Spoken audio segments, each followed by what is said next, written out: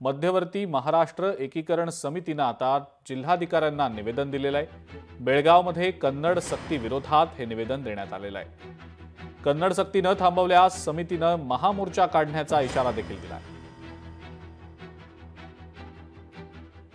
2004 चा कायदा हा मॉडिफिकेशनसाठी विड्रॉ करण्यात आलेला आहे। मग तो कायदा विड्रॉ करण्यात आलेला असेल तर तो मॉडिफाय होईपर्यंत त्यांनी बोर्ड कसे काढून फेकू शकतात हा माझा त्यांना सवाल आहे। जर तो कायदा मॉडिफाय केल्यानंतर तुम्ही तो अंमलात आणणार असाल तर जुन्या कायद्याप्रमाणे आतापर्यंत जे चाललेलं त्या पद्धतीनेच हे चाललं पाहिजे। ही साधी भूमिका ते त्या ठिकाणी अंमलात आणू शकत नाहीत काय, एवढंच त्यांना सांगतो।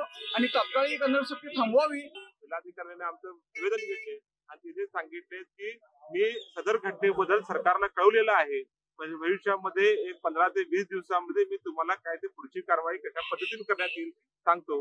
परंतु आज मला जनतेला सांगायचं आहे की आज कर्नाटक सरकार कुठला तरी एखादा जिओ काढून जर लोकांची दिशाभूल करत असेल तर तो चुकीचा आहे। 2004 मध्ये सर्क्युलेशन मागून घेतलंय आणि मागे घेण्याचं कारण काय, सुधारणा करून योग्य अंमलबजावणी असं एवढी 21 वर्ष लागतात काय, तर त्यावेळेला तो म्हणाला की आम्हाला टाइम लिमिट नसतंय।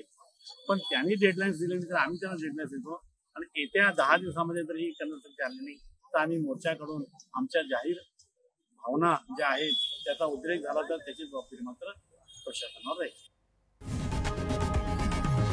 लोकशाही मराठी ऐका, पहा, जागरूक रहा।